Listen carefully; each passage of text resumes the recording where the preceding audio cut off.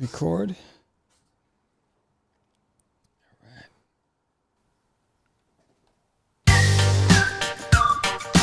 We're back. I like this hook. You got a book you want to tell us about? Well, let's talk. There's no other place to do it. Only on Catch the Craze. Catch the Craze. Welcome to Catch the Craze Podcast Audio Mix. I am your host with the most, Sam, the crazy man, Vera, and I am with George Medina. What's up? That's what you get. Oh, you got jingles. You got jingle bells. So for Sam, the crazy man, Vera, I get. There you go. Thank you. That's cute. Thank you. Very cute.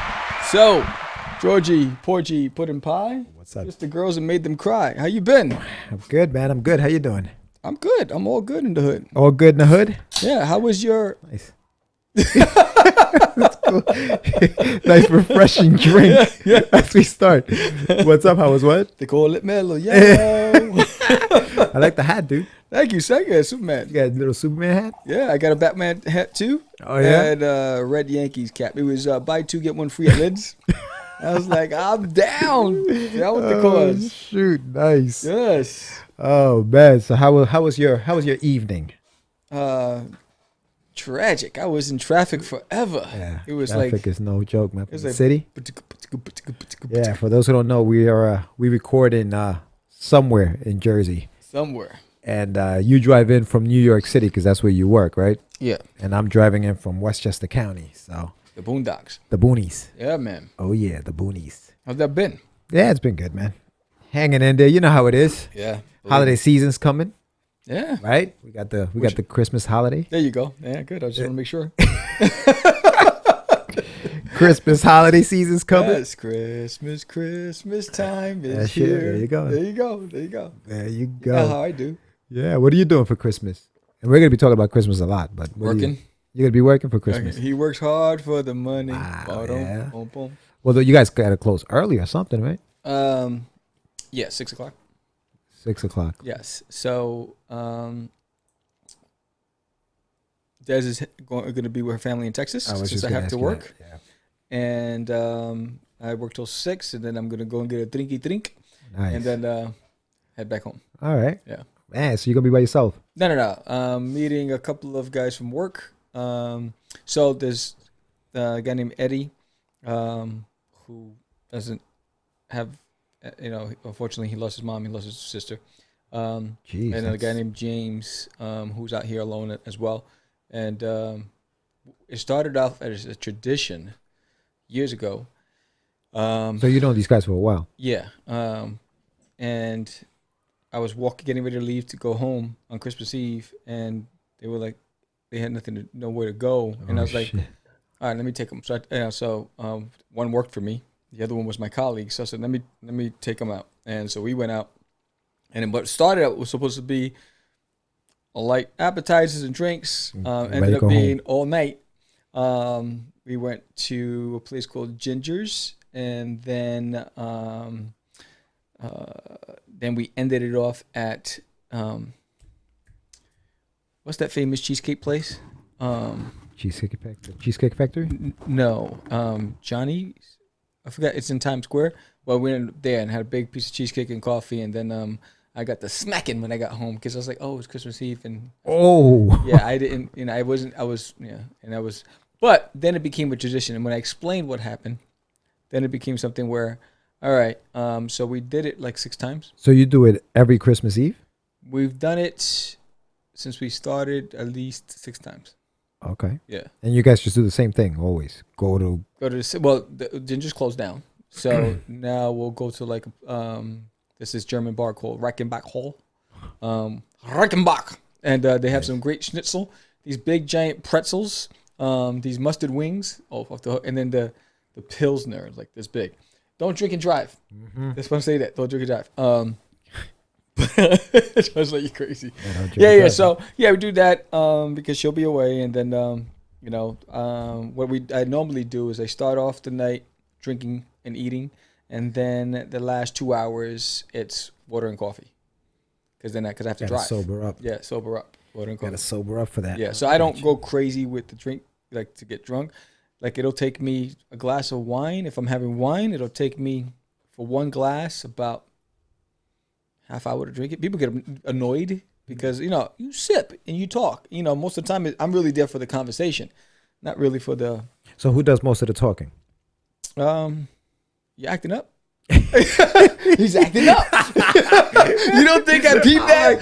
I was like, wait a minute. He's sipping on the... He's like, come on, drink up. He's like, nah, dude, I got a lot to say. Say what you need to say. This guy's acting up. Sneaky. Yeah, you thought I was going to catch that one. Sneaky. I'm sober. I'm drinking salsa water today. Oh, damn. Catch the craze. All right, salsa water.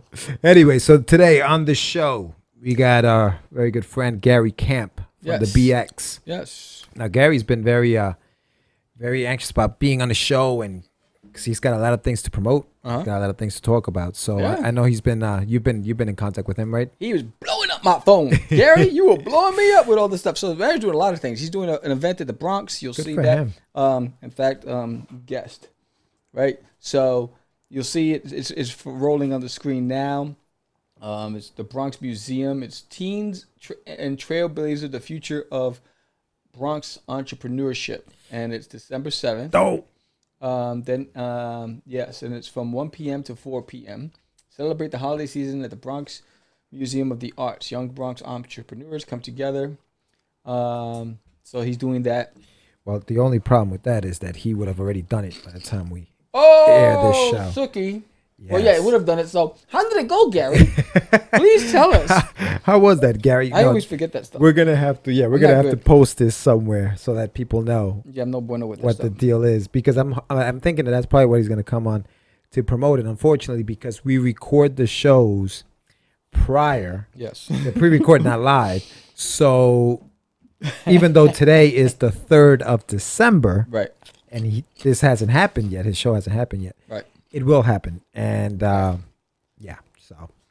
my bad. That's all right, but so all right, cool. That's cool. So he's got that go. He had that going on. His stuff's on Indy Planet. He's working every day. I'm hustling. That's good, man. That's good. He's doing his thing. He's been doing this thing for a while too. I remember he had a book called Noche. Yeah, I think it was about a vampire. But we'll find out. We'll find out from him. And he's been in the game for a long time now. So it'll be cool. Yes. So, we were discussing, as we always do, right? You ever thought about the people who achieve success and lose it all, and why they lose it all? Have I ever thought about it? Yes. No, but I want you to tell me how the hell you came up with this idea, because it's interesting. Now, there's a lot of people who go through this, where they're like, you see it in a lot of athletes. Yep. You see it in a lot of, whether it's an actor or an actress. You see it a lot where guys lose it. Sabotage. It's like self-sabotage. So but I wonder, like what happens though? Like, it's funny because I listen to a lot of motivational podcasts. Everybody from Tony Robbins to Eric Thomas. And Eric Thomas says one thing. You don't want it bad enough. You don't want it, although, when you work so hard to achieve it, and then you let it all go because you get comfortable and you get complacent, right? Or you get arrogant, right? I'm untouchable now. I made it to the top. Right. And then you start you're on the path of self-destruction, where now you're overspending. You want to take care of everybody, right?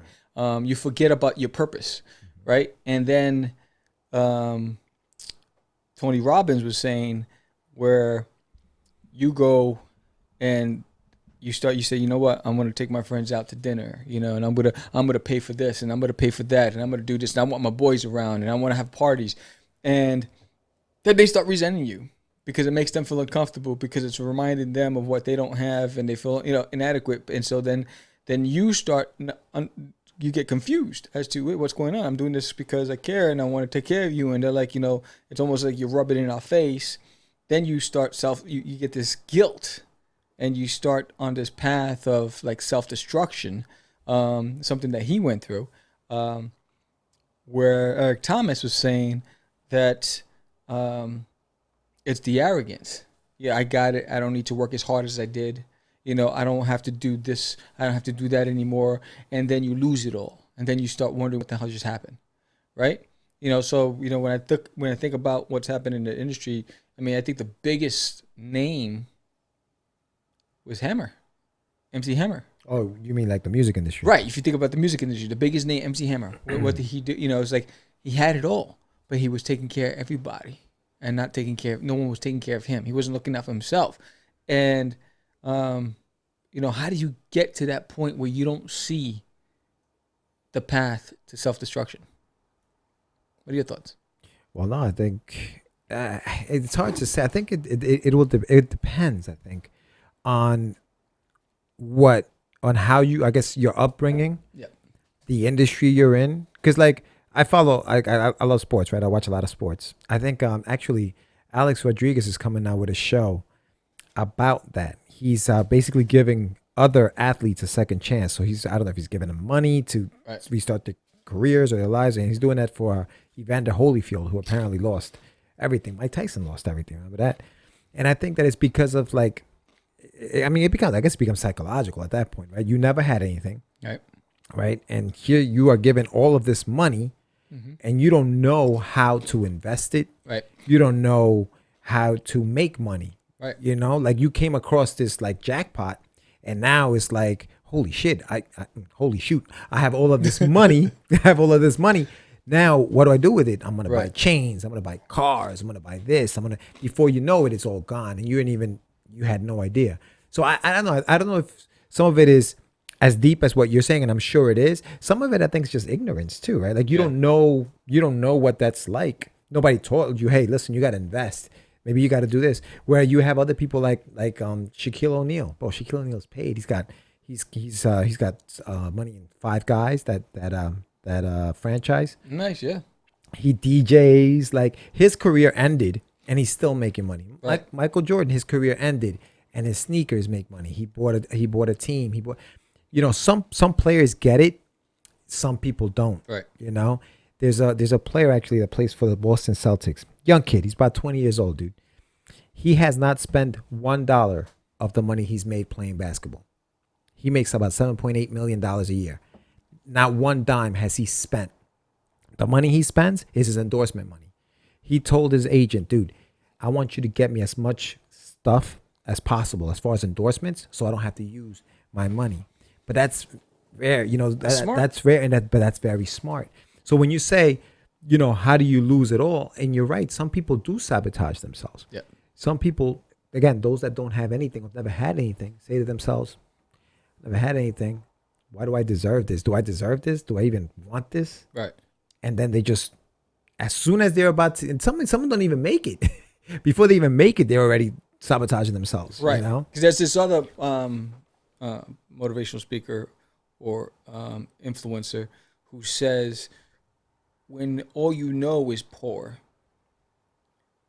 you'll always be poor. He's very brutal in what he's saying. He says, because you don't know exactly what you said, how to invest. Right. You don't understand how to make money.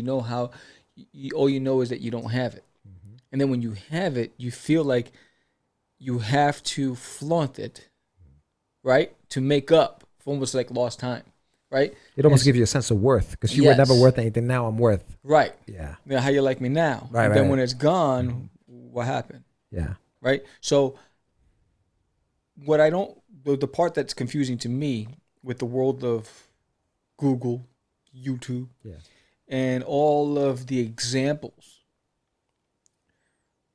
why is that cycle constantly repeating itself when there's so many examples of what not to do? Yeah. You know what I mean? Yeah. But I think it's psychological, bro. I think, it's I think it is. It's psychological. Like, it's hard to explain why a person will keep hurting themselves knowing it's bad for them. They're just not in the right state of mind. And I think when you grow up that way, sometimes you're just like, dude, I'm just not worth anything. This is not, and it's not a good thing, but it happens, it's sad, but. Well, think about not intentional sabotage. Right. Think about, let's take it to comics. Remember Cross Generation comics? Yeah. They were the next best thing from Image, right? So CrossGen came out, and it was like beautiful work, right? Great storytelling, great fantasy, epic looking stuff.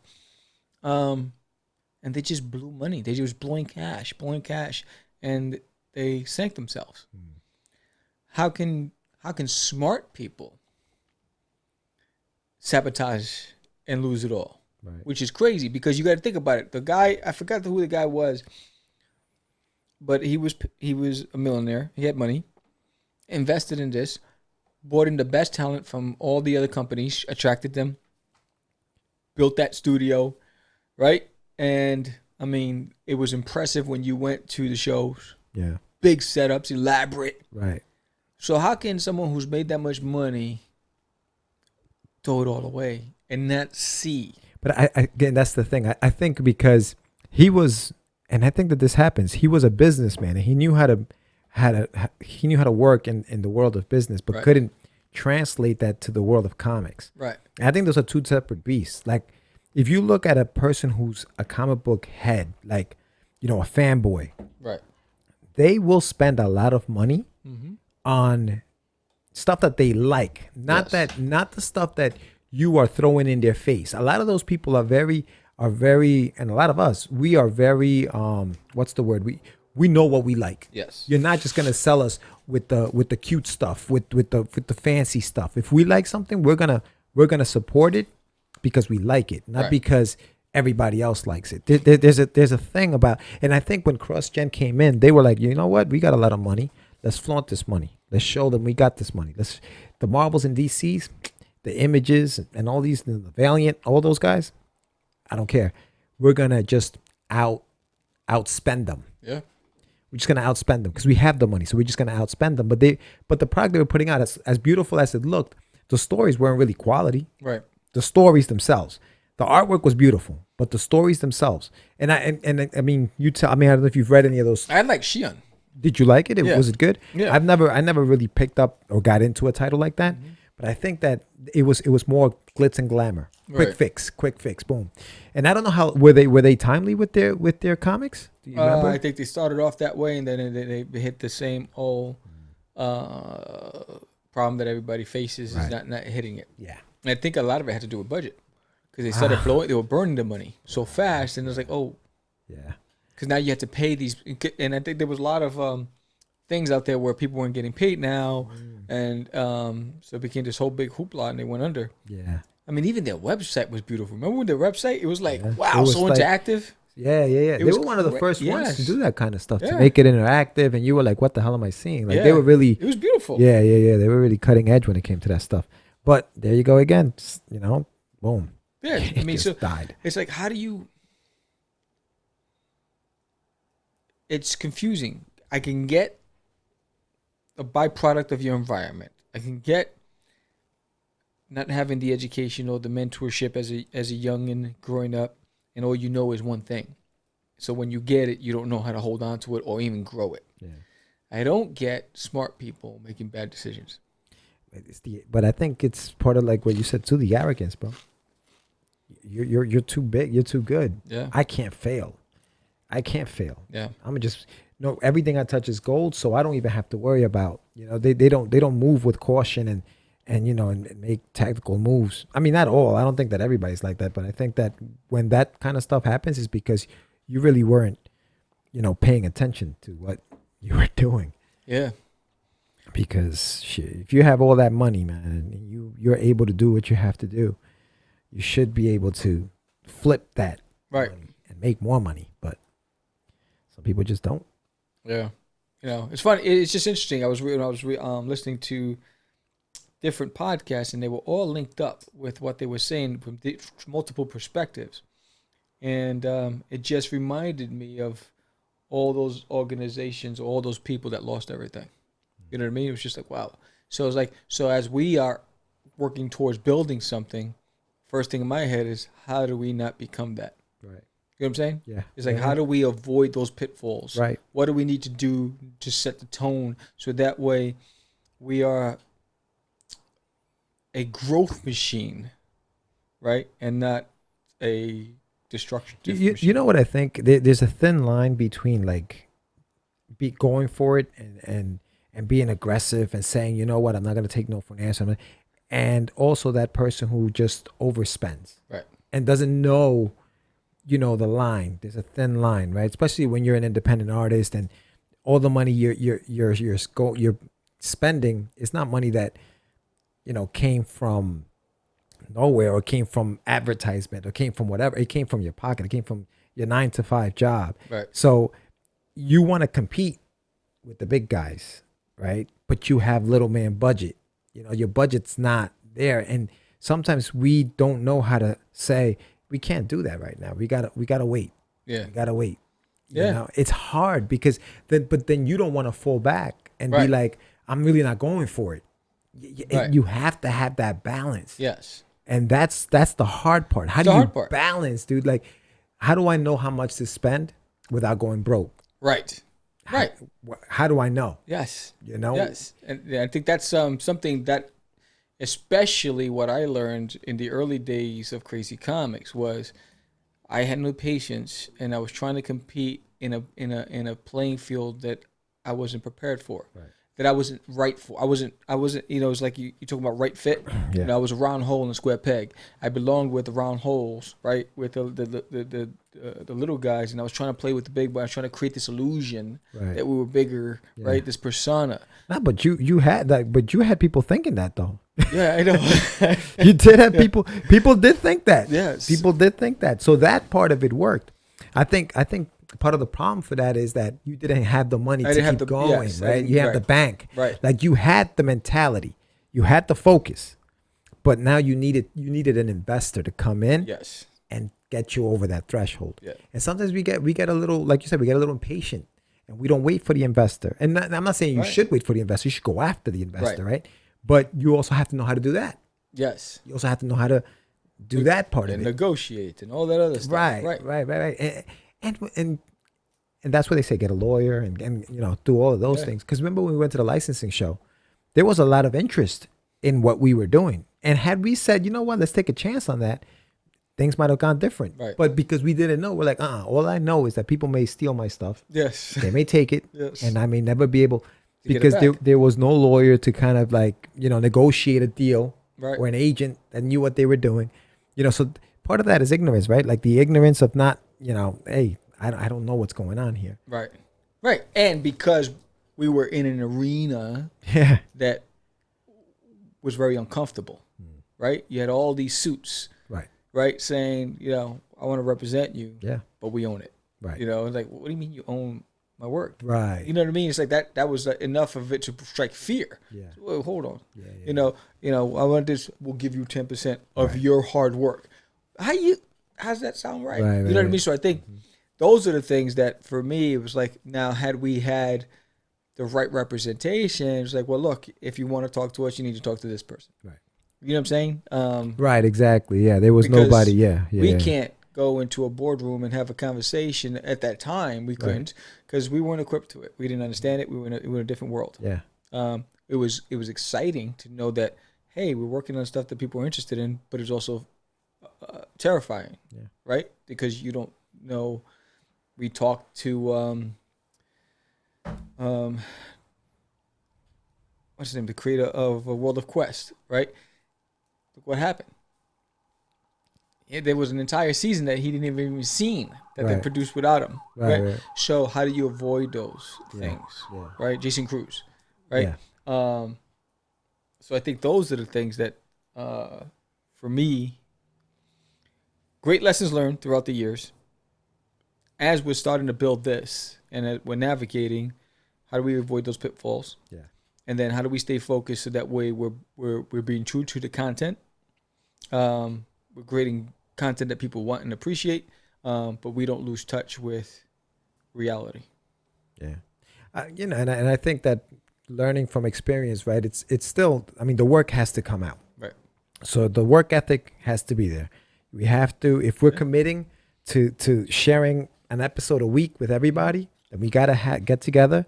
And this is why we do it this way. This is why we pre-record the shows. Yeah. You know, we do four shows in 2 days so that the rest of the month, all we're doing, and thanks to you, you know, we're able to put them out Yeah. and put them up on, you know, YouTube, you know, youtube.com/catch the craze one. So you get on there, boom, and you subscribe and you watch the show. Yes. But you do that, right? So every week we know we have to do that. Then the next part of that is the content, right? And I love sharing the stories of some of our contemporaries, some of the guys who have been doing it for years, who are trying to get their voice out. And I'm hoping that this is a way for them to do that, you know, and reach as many people as possible. Yeah. So when they get on the show, we try to say, you know, spread the word so that you can hear all of these people's stories. So, you know, so dedication, the product's got to be there. But then the next step, after that, it's if people are interested, the investors have to come in. Because at the end of the day, I'm sorry, people are like, oh, I don't do this for the money. Dude, no, you got to pay the bills. You got to pay the bills. You got to pay the bills. I respect anybody who's out there doing this thing because they love it. I respect it. But at the end of the day, you have to get paid, bro. Yeah. Like, it's like the Joker said, if you're good at something, never do it for free, right? Right. You got to get paid. You got to get paid. So it's not selling out. No. It's not selling out, bro, because you have to get your word out there. And I think that a lot of people are afraid of that too, I think. A lot of people are like, I'm not going to be a sellout, man.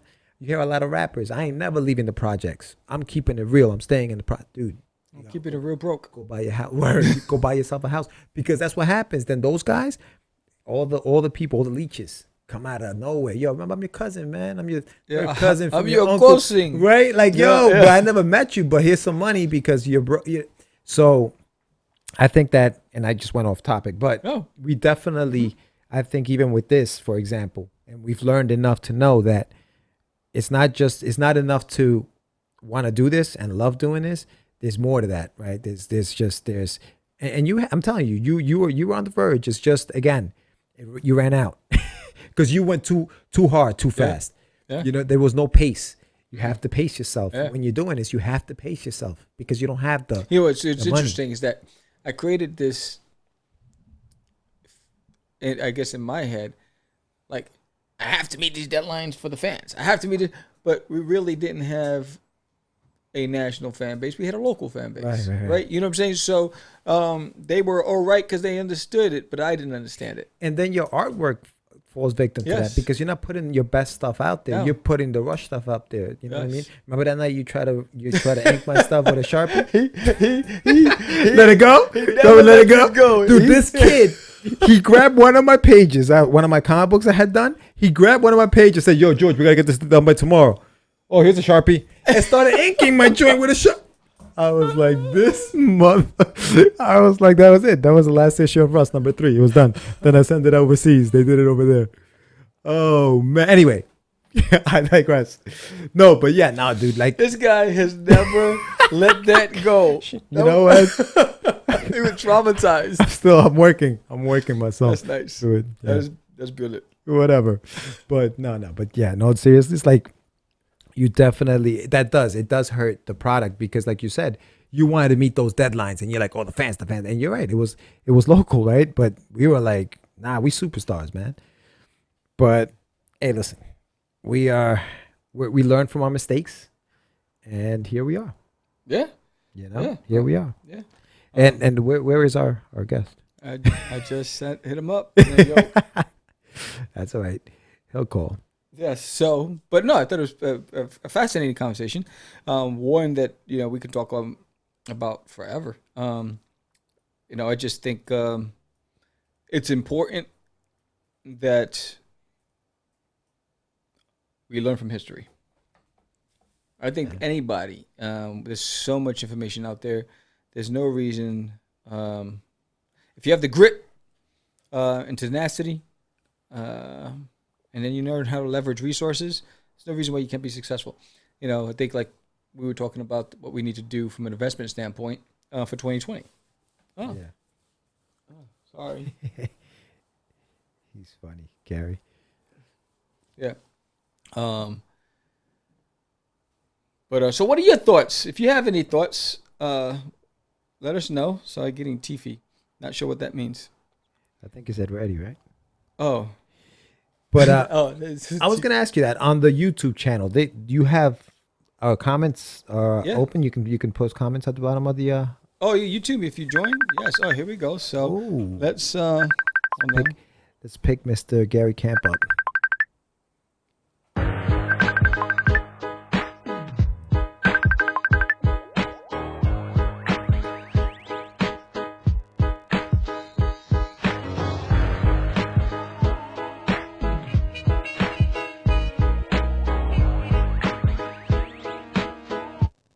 Hello there.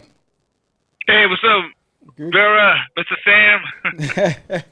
So on the air right now, we have with us Gary Camp. How's it going, buddy? I'm good, man. I was just, I like that you got a big crowd also. That's awesome, man. What are you talking about? That's a crowd outside just for you. So I'm here with George the Dreamer Medina. What's up, Gary? So, George, What up, what's going man? on, baby? Not much, Good, not good, much. good.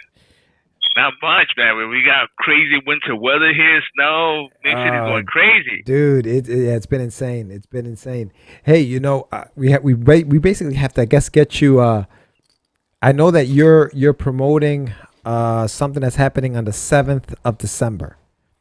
But yeah, exactly. This coming Saturday. This coming Saturday. But here's the thing: this show airs on the 20th.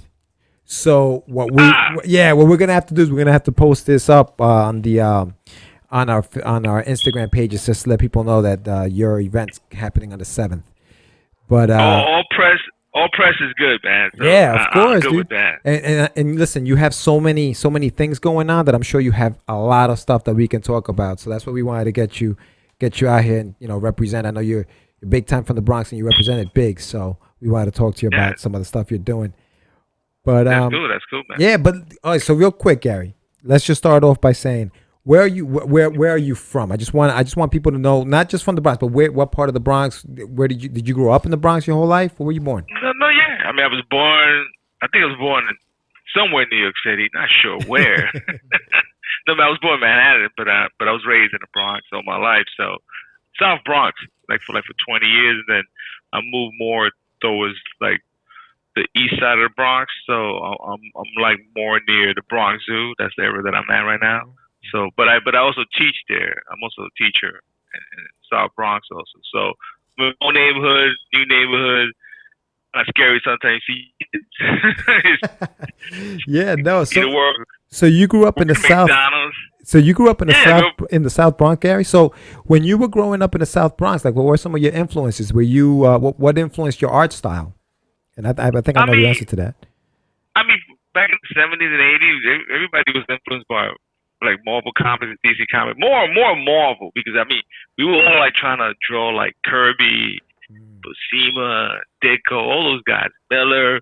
So I mean, my people. But the thing is, I mean, I was inspired by those early guys, and then in the 80s, when Frank Miller came into the scenes, and all the Daredevil, the Dark Knight Returns, right. That stuff really inspired me. Like like I was drawing more Kirby-ish and Ditko-ish, and then my style, and John Buscema, all those legends, and then also my style got kind of more aggressive, more street. Yeah. Being that I'm from the Bronx, I was inspired by urban street culture, rap. So kind of my style's like a hybrid style. Mm-hmm. So so I wanted to be a cartoonist, and I was a cartoonist, and then in the 90s, I said to myself, I won't be an artist. So I decided to go 3 different paths. I decided to just become a cartoonist, illustrator, and then my experience was moonlighting at the deceased Rich Buckler's studio called Visage, up on 33rd Street. So I used to with a good friend of mine who used to work for Val and Winston Blake, which I still work with him. Wow. And he that was my first exposure on working in the industry ever. That was like maybe mid-90s or so. I mean, around the corner you had Jim Haley's Universe. So, that's a long time ago. So that's when I started, and then we started doing the Big Apple Comic Cons with Mike Carbo. So we we were supporting and backing up Winston Blake and his Positron character, Little Bit Strange. That's how we got into the game. Myself and my creative partner, Ed Mouzon. We started doing this stuff like in the early 90s, but then it morphed into Creative One. It was Creative One Graphics and became Creative One Studios, and the model was how Rich Buckler had his Visage Studios, and the way he did it with all these other guys like Joe Martino. I still know him for years. He does the Titan, that character. So and a lot of guys came up, NASA Subachi, all these guys who works with Filipino artists. I forgot his name. Ruby Nebres. So these guys, they all inspire me, man. So we were part of that scene back in the 90s. I'm not sure. Did I meet you guys back then? Back in the 90s, or was it in the 2000s? I think it might have been media. It might have been in the 2000. Well, no, it would have been in the 2006. I would say 2007. Yeah, around that. Because we did a lot of. Oh yeah, so yes, it was 2000 because I was part of that 1990s independent, do-it-yourself type of crowd. And we were just like, we just gonna do it ourselves. We're not gonna wait for anybody to publish stuff. And I think what it was like. Millennium Comics, the guy run by Paul Davis, he published Winston's Little Miss Strange book, and that's when my creative partner Louis Sierra drew it.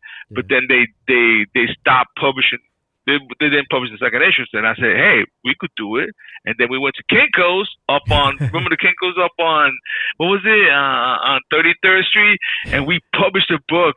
We did it ourselves, and then we just like, wow, that gave me the vision of we could just do this thing ourselves. We don't need anybody else, And that was when was it? That's when you didn't have what you got, which is print and demand. Back then it was offset printing. You had to print huge quantities. That's right. So so it took us a couple of years from that to Model Noche #1, the comic that we published, I think in 2004. It's just to learn the game. It's all about learning this game. So. I'm morphed into an artist, into a publisher, and it was by accident. It wasn't like deliberate. As a kid, I was going to be like Stan Lee, like head chef, head chief, and also Jim Shooter. Still got my inspiration. More people for sure. It's like I want to run the baby. I want to have my own bullpen. I want to run. I have a team, and that's what I'm doing now. Like we have teams of artists and people. We like to do collaboration, so it's all good, man. I mean, that's like. My history. No, that's good. But how did you like as far as your art style? I know you said that you were influenced by a lot of these artists. Do you have any formal training? Did you go to like school, like art school? No, I when it comes to illustration, I learned self-taught, but also Winston Blakely taught me, and also a lot of guys in the industry. I picked up from them, Because you gotta understand that at the same time, it was all in the 1990s. I mean, I was working. From music to comic book store, probably working for the Planet. So my whole thing was just doing my true love, working in music stores and working in comic stores. So and Pro Paint, So I was just meeting artists. So I was doing different. I was like a hybrid artist. I didn't realize. But I was doing street art. Right. I was like, I want to become a graph writer because a lot of these legendary graph writers inspire me, like Fatura, Dondi, all those guys. I've seen the trains with the pieces. So I always want to be a graph writer, but I never had the ball. So I saw B Street like one too many times. I want to be that guy, Ramo. I want to do a piece. Never did this shit. But did you have a black book? Did you have like a little? No, I started backwards when it comes to graph because about 92, I met this kid. And he was a crazy kid from the Zulu Nation. His name was like Disco Dave, and we just hit it up in a Rocksteady Crew anniversary. I was really into hip hop, and then I was like, we gotta tag up. So I never done this before. What was your tag name? I think I was writing G-Man. I think I don't remember, but it was just I was a toy. It was horrible, and this kid was good, but we never learned how to do right pieces back then. So I tried it. We went like. Spray painting. We didn't go bombing. We just went spray painting, and then we did it for like a while. Then we kind of got the hang of it. And then one time we did it, and then this crew came up to us and told us, "Hey, leave the cans or you get your ass beat up." So we left the cans, and we're not gonna mess with these guys.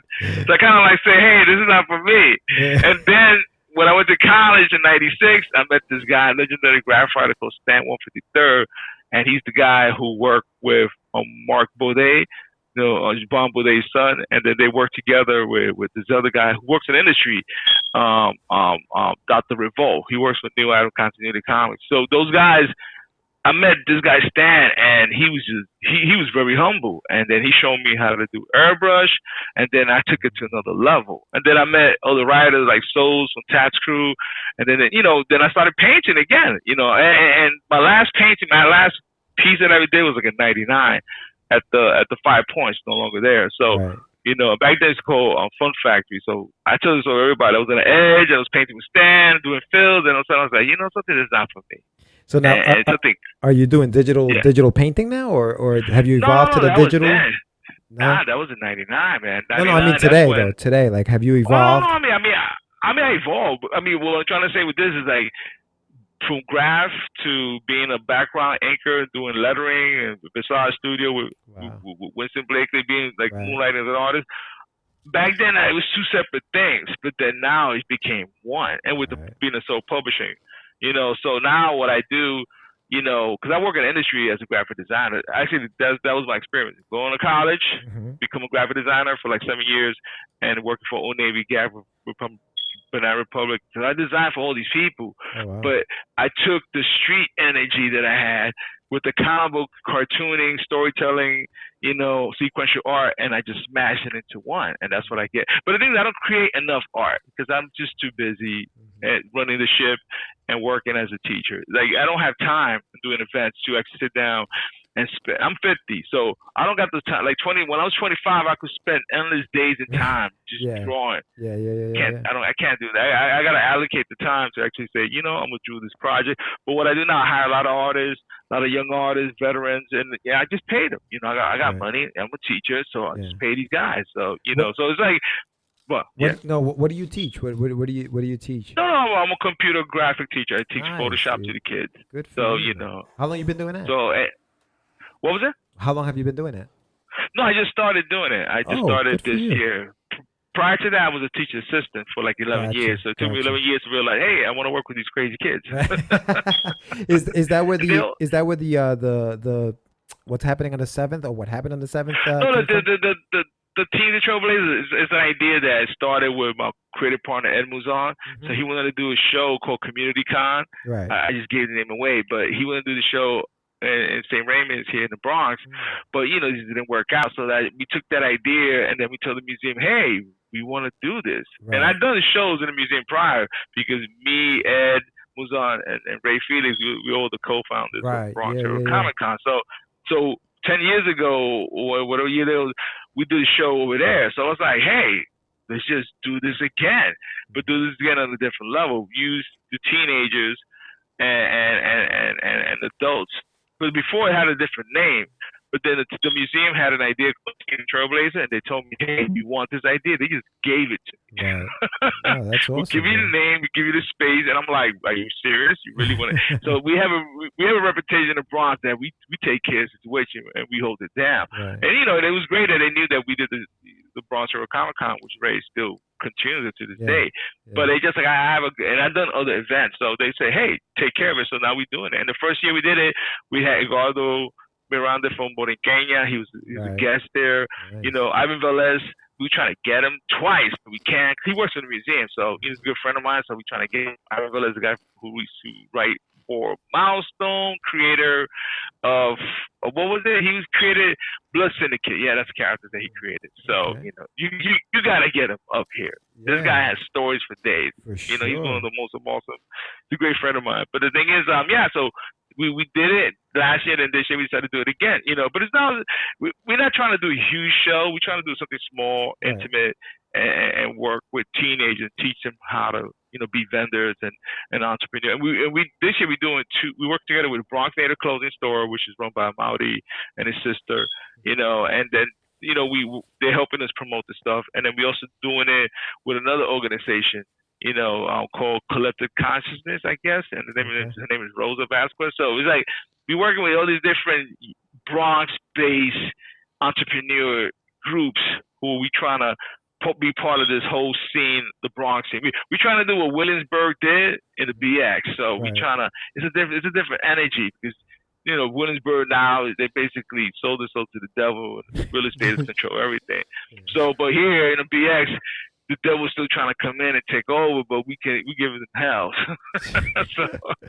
So you mentioned that you have so you have a group of artists that you basically hire and do. So what's the name of the company?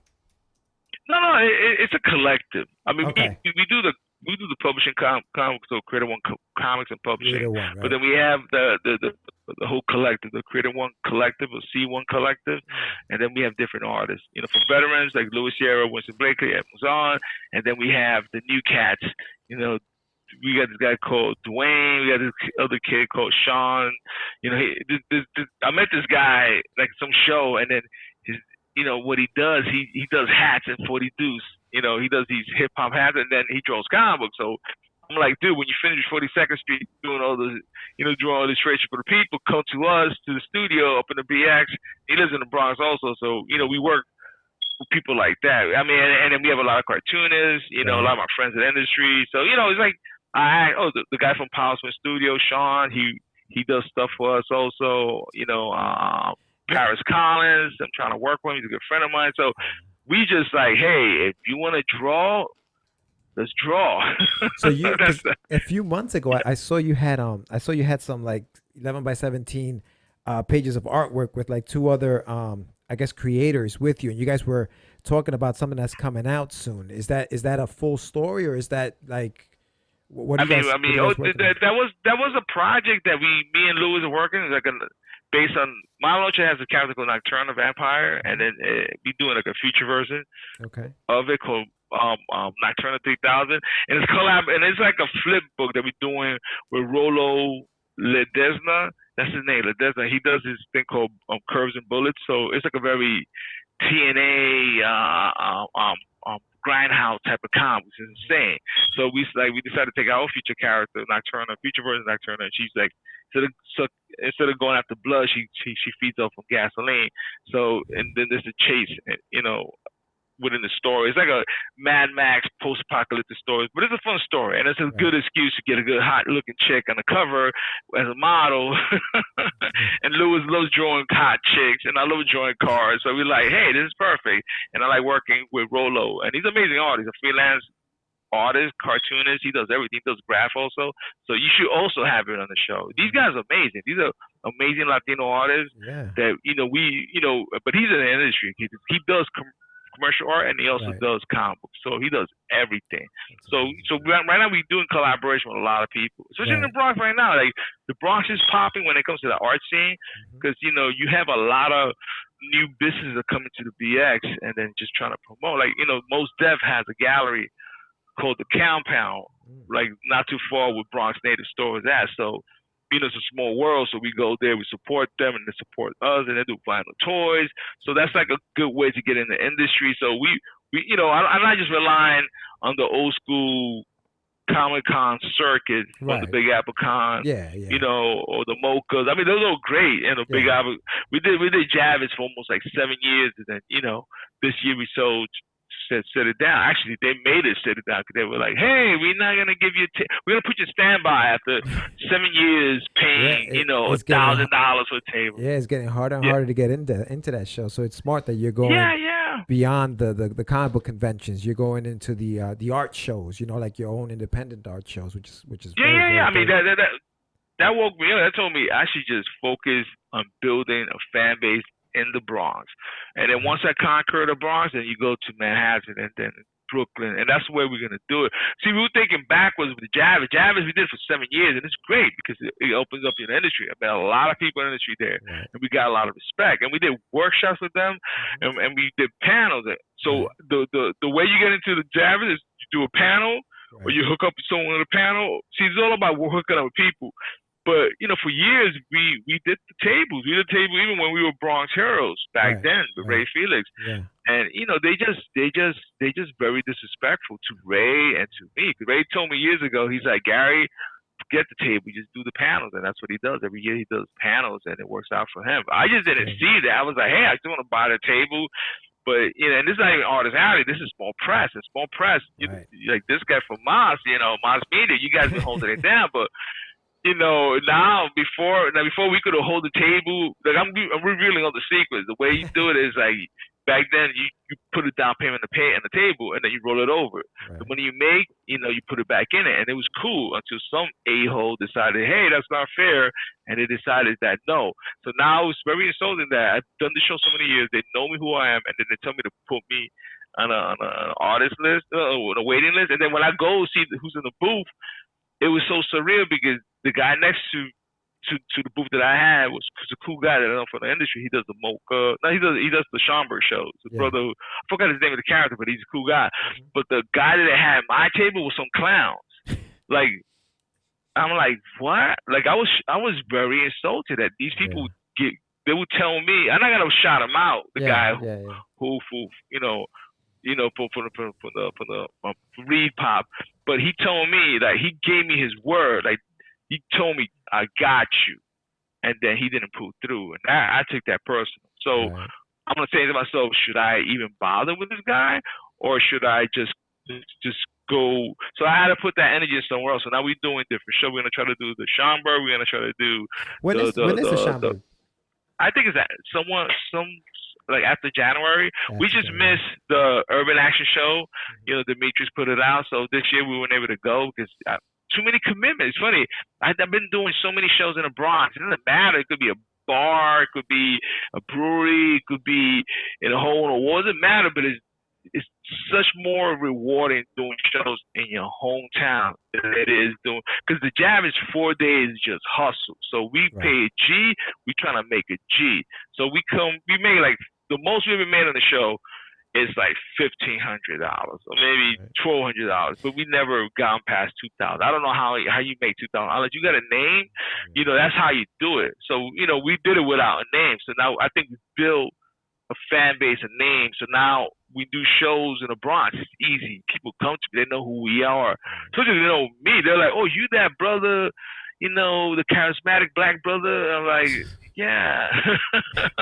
So Gary, when you were doing the show at the Javits Center, what were you promoting? Like what were you selling over there? Were you selling the Mala Noche? No, for the past 4 years, we pushing Mala Noche, and then we pushing also Triple Threat, which is like the Bronx Age.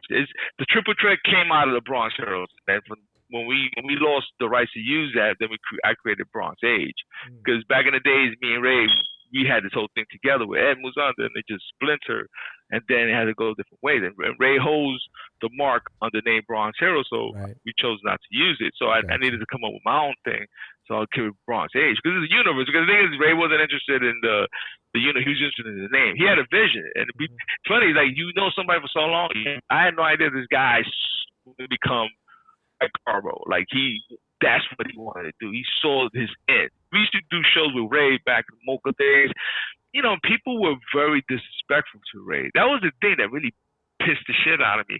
Like, the same people now his friends, they're a bunch of, like, now they're kissing ass because he got this whole shit. But back in the day, they were extremely disrespectful to the guy. You know, there are a lot of a-holes in the industry. I don't even want to mention the names because that would be cool, but people had no respect for us. So, and for him especially. So when we created the Bronx Hero, and we ran that as far as we could. But for me, it ran its course, because I was like, all right, you know, do I want to become Mike Carbo or convention organizer and also be a publisher? No.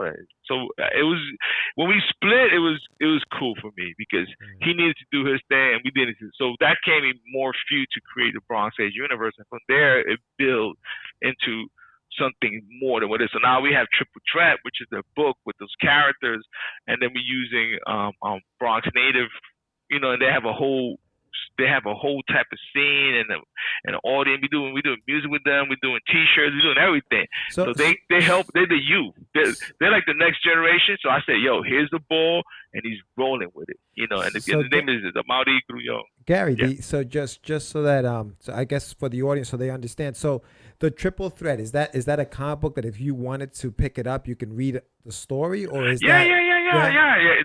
What's that about? No, it's basically collecting the 3 stories that we did when we were Bronx Heroes, and then we just renamed it Bronx Age Triple Threat. That's all it is. Basically, that whole thing was we were recreating, we were reimagining. I think the proper way to say reimagination of Bronx history with superheroes between different eras. So we were from the 30s to now. So you see 3 major characters. One's called Bronx Brawler, the guy's called Brother BX, and then the other called BX. So, you know, the Black Jew and a Puerto Rican. So so we were like, hey, we're going to create our history based on history. So we use a lot. And we can go back to Jonas Bronx, and then, you know, with the Native Indians that were here. So it's a very historical book with superhero action. Actually, there's barely no action in that book. It's just talking about how the whole thing came up. So me and Ed had that vision. So we took it and we we molded, and then I said, hey, triple threat, you know. And the book, you know, I got inspired by the title. I think the 3 characters, you know. Right. So it's just like we put it out 4 years ago. So we've been rehashing that same book for years. Like I realized that we have other stories, but the same graphic novel has like 5 different alternate cover, like variant covers. That's the word. Right. So now the last version of variant cover, we're using the staircases from the movie The Joker. Yeah. We used it 4 years ago. I didn't even realize. I think that's with it, Chris, or it's in Webster Avenue here in the Bronx. I'm not sure, but it's like we used it before we even did it. I was like, hey, the movie ripped off my idea because we put it in the back cover. So now Amadi called me up. He's like, yo, we got to jump on this. And we did a T-shirt and we did a comic book new version. So that's the last version of that variant. And after that, we going into each of the characters going to have their own comic book. So right now I'm putting together the books. Oh, you know, nice. we have a lot. Okay. We have this thing called the Spotlight, and it's going to feature all these characters. The thing is, we have so many characters that we needed to just have a book that be the channel of that. So it's going to be the Spotlight. So, but still, the Triple now is online, and it's a graphic novel. It's not a single comic. Where online? Where can they get it online? No, it's IndyPlanet.com. That's where we have it up there. Okay. You know. Cool. So if they go into Indie Planet, just type in Triple Threat, and they'll be able to get it. Yeah, Triple Threat and also Noche. Noche is the collaboration between me and Louis Sierra. So, you know, the Vampire in the Bronx series. So he's like, we have Vampire in the Bronx. The next one will be Queen of the Vamps. And then we got Uptown Vamps. So the theme is to use every borough with vampires, you know, and that's something we've been doing for like almost 20 years. So now it's catching a lot of traction. And people, like just today, Bronx they contact me. And then, you know, people, it's kind of bittersweet because if all this attention when I'm 20s. Oh man, forget it. Gary, you're cutting out. Are you on your cell phone? I'm losing you a little bit. No, I'm good. I think yeah. I'm sorry about that. No, it's okay. That's awesome, dude. So you have a lot going on, man. So what's next for the works that you're doing? Where can they, other than the December 7th show, which unfortunately because the series when it is, what will you be doing after that? We're gonna be there, but then we the Bronx Native Store carry out stuff. We trying to get into the Lit Bar, another store in the Bronx. We trying to get in Forbidden Planet in Manhattan. Yeah. So, you know, I mean, I just got to, being that we self-distribute, you know, we don't have a major distributor. Right. We don't do Diamond, you know. So I will do Diamond, but I just got to make sure that our product has a venue for that. It's easy to print the stuff and print the demand, carry yourself, and do little shows yourself. Right. So we do sporadic shows here and there, you know. Right. But as far as like next year, we doing as many shows as possible. So they see us here in the BX and all throughout New York City. So there you go, man. Now definitely let us know when you're doing that kind of stuff, because I'll definitely like to just post that even on my page or even on the Crazy Comics page. I mean, catch the Craze page. That'll be awesome, brother. Well, listen, thank you so much for your time, Gary. I appreciate you, man. Unfortunately, we're running out of time. But dude, you have so much going on. We can talk for hours about all the stuff that you got going on and the stories. But we're gonna have to have you on the show again then. Yeah, that'd be great, man. I mean, let me know, man. You know. For sure. But also, I do have an offer to offer you guys. What's up? How come you guys don't come in Saturday, man? Come from where are you guys coming from? Jersey, PA. Where you guys coming from? Just come down to the BX, man. All right. We'll contact you. Yeah. I wish I would have known ahead of time. Unfortunately, you know, I have to work. You work Saturdays? Yeah. So when I saw it, I was like, oh man. But yeah, whenever you guys are doing something like that, hit me up ahead of time so I can, then we can look at heading out there. Yeah, right, cool. We'd love to do something live out there too. Something like this live, you know, just sit down and talk with you. Oh yeah, but if you expect something, and then we could do the Bronx Native, we could do in the South Bronx, the popping neighborhood that the art scene's happening. So you just let me know, I'll plug you in, man. For sure. Thanks so much, Gary. Thank you, man. It's a pleasure, man. Take care, buddy. Have a good one. All right, later. Bye.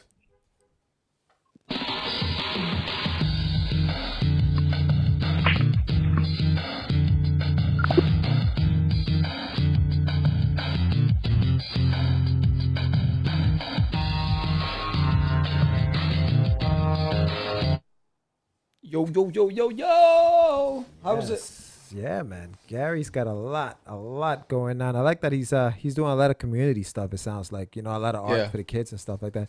Unfortunately, by the time everybody hears this show, that show would have already happened on December 7th. Yeah, So you know how George does. yeah, you know how I do.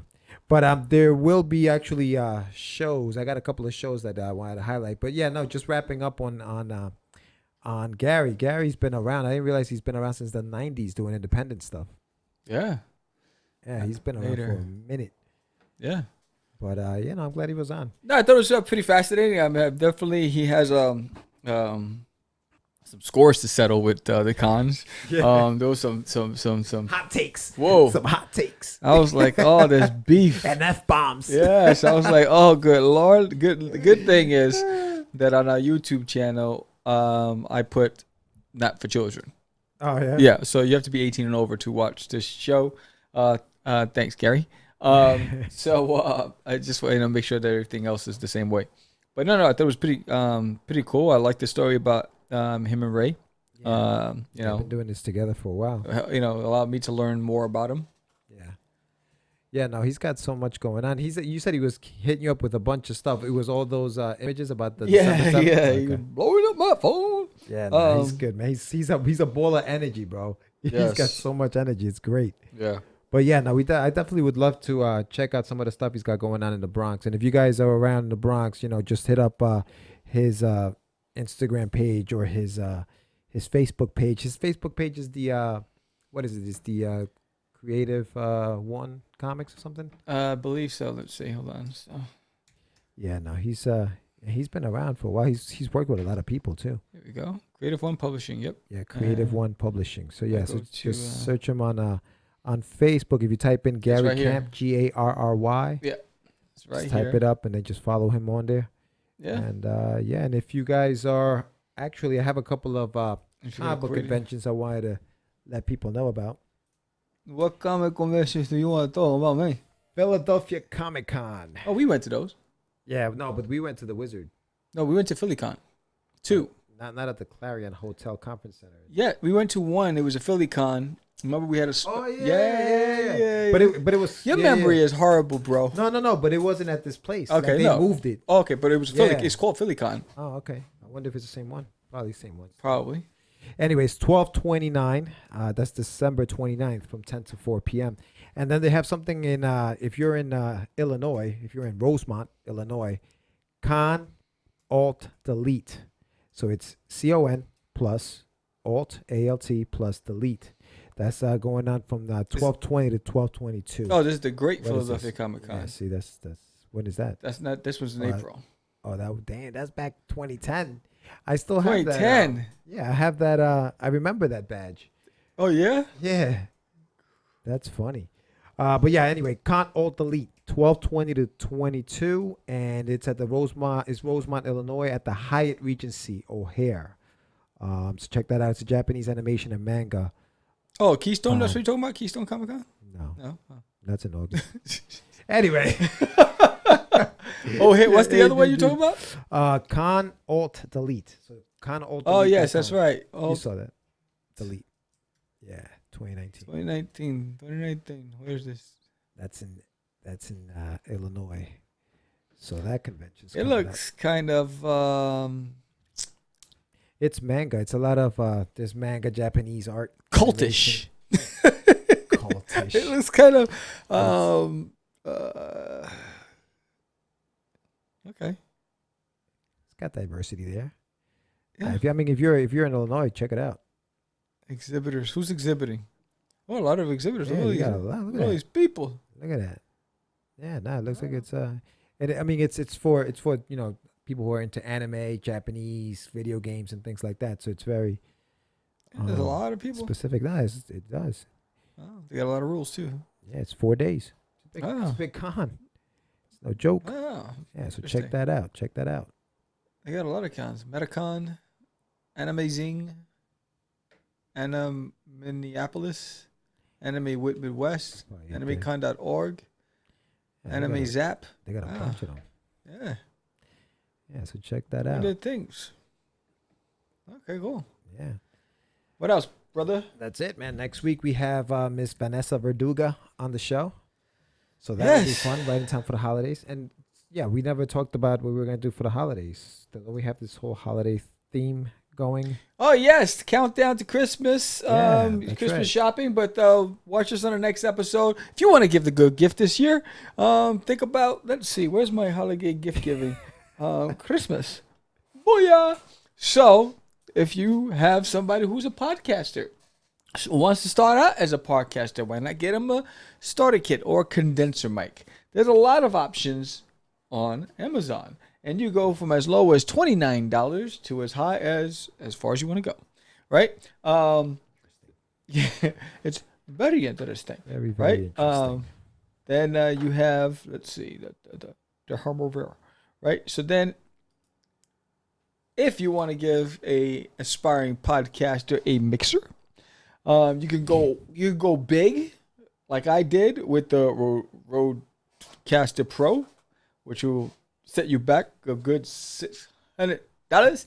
Or you can go and start up with a mini mixer, which is about $49. I say start with the mini mixer, but that's a great gift for the holidays, don't you think? Georgie Porgy Pudding Pie? That's an excellent gift for the holidays. If you have $600 to spend and you want to do this. Yeah. This is the way to go, bro.